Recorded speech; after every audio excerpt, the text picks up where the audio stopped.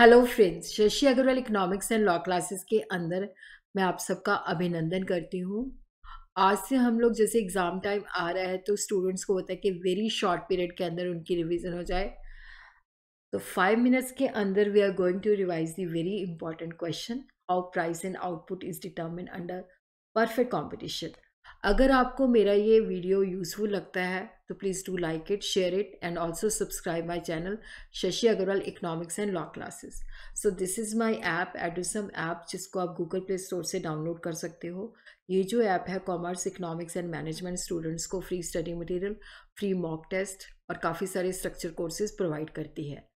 और अगर एग्ज़ाम के अंदर ये क्वेश्चन आता है how the price and output is determine under perfect competition, तो first of all we are going to write the meaning of perfect competition, definition of perfect competition and what are the features of perfect competition, price and output determination under perfect competition.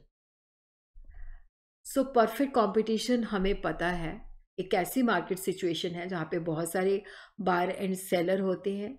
Seller जो है homogeneous product cell करते हैं और वहाँ पे जो price charge होती है वो सेम होती है, चाहे आप ए सेलर से खरीदो चाहे आप बी सेलर से खरीदो। प्राइस जो है that is determine by the firm, firm जो है that is the price taker. Industry price fix करती है on the basis of demand and supply, और फर्म उस गिवन प्राइस के ऊपर जितना चाहे सेल कर सकती है।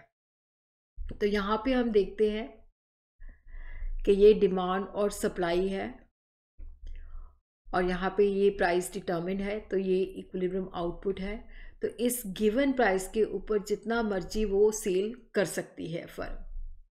तो फर्म जो है that is the price taker not the price maker. तो परफेक्ट कंपटीशन एक ऐसी मार्केट सिचुएशन है जहाँ पे बहुत सारी फर्म्स हैं जो कि एक जैसा प्रोडक्ट सेल करती हैं और कोई फर्म इतनी बड़ी नहीं है कि जो मार्केट को इन्फ्लुएंस कर सके। तो मार्केट प्राइस जो है इंडस्ट्री के द्वारा डिटर्मिन की जाती है और हर जगह पे वो प्राइस जो होती है सेम होती है।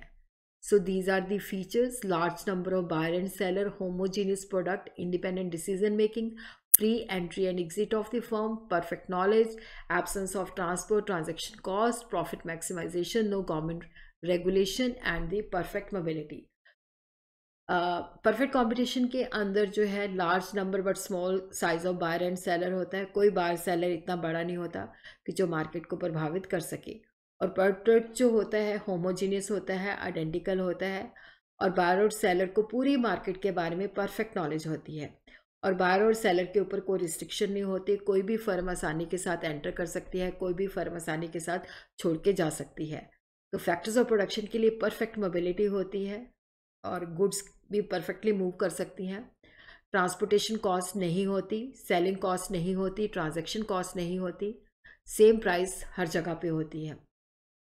तो प्राइस जो है that is determined by not by individual seller और a firm, it is determined by the industry on the basis of demand and supply. और इक्विलिब्रियम वहाँ पे डिटर्मिन होता है जहाँ पे डिमांड और सप्लाई बराबर होते हैं। हमें पता है कि प्राइस और डिमांड के बीच में क्या है, इन्वर्स रिलेशन होता है। जैसे जैसे प्राइस फॉल कर रही है तो डिमांड इंक्रीज हो रही है। सप्लायर के व्यू पॉइंट से देखें तो प्राइस और सप्लाई के बीच में पॉजिटिव रिलेशन होता है। जैसे जैसे प्राइस कम हो रही है तो सप्लाई जो है कम हो रही है। लेकिन जहाँ पे इक्विलिब्रियम प्राइस वहाँ पे डिटर्मिन होती है जहाँ पे डिमांड और सप्लाई बराबर है। तो यहाँ पे 3 रुपये जो है that is the equilibrium price, जहाँ पे डिमांड और सप्लाई एक दूसरे के बराबर है। तो यहाँ पे हम देखते हैं कि जो हमारा डिमांड कर्व है ये ऊपर से नीचे की तरफ आ रहा है और सप्लाई कर्व जो है ये पॉजिटिव स्लोप है। तो ई बिंदु पे कट करते हैं तो ये जो है इक्विलिब्रियम प्राइस है। और अगर किसी रीज़न की वजह से क्या होता है कि प्राइस जो है ज़्यादा हो जाती है, P1 हो जाती है, तो वहाँ पे हम देखते हैं कि जो डिमांड है वो कम है, सप्लाई ज़्यादा है, तो ऑटोमेटिकली प्राइस कम हो जाएगी।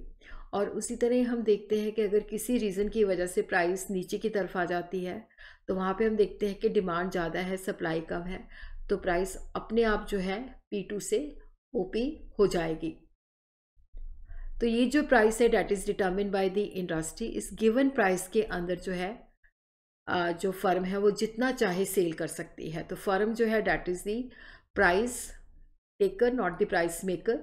अब हम देखते हैं effect of changes in demand on the price, तो यहाँ पे हम देखते हैं कि this is the supply curve. तो सप्लाई के अंदर कोई चेंज नहीं है, तो ये पहली डिमांड ओरिजिनल डिमांड है, तो ई जो है that is the equilibrium point. उसके बाद डिमांड अगर इंक्रीज़ हो जाती है तो राइट की तरफ शिफ्ट हो जाती है, D1 है, तो वहाँ पे हमारा इक्विलिब्रियम पॉइंट E1 है, तो प्राइस राइज हो जाती है। और उसी तरह क्या है कि अगर डिमांड कम हो जाती है तो D2 शिफ्ट हो जाती है, तो वहाँ पे भी प्राइस जो है P2 हो जाती है। उसी तरह ही हम देखते हैं कि अगर डिमांड के अंदर कोई चेंज नहीं है लेकिन सप्लाई के अंदर चेंजेस है, तो यहाँ पे हम देखते हैं कि सप्लाई और डिमांड जो है एक दूसरे को ई बिंदु पे कट करते हैं, तो this is the equilibrium price. Supply बढ़ जाती है लेकिन डिमांड के अंदर कोई चेंजेस नहीं है, तो ये S2 हो जाता है, तो यहाँ पे इक्विलिब्रियम पॉइंट E2 हो जाता है, तो यहाँ पे हमारी प्राइस कम हो जाती है। और उसी तरह हम देखते हैं कि जब सप्लाई कम हो जाती है तो हमारा जो सप्लाई कर्व है ये लेफ़्ट की तरफ शिफ्ट हो जाता है, तो यहाँ पे इक्विलिब्रियम पॉइंट E1 है और यहाँ पे प्राइस राइज हो जाती है।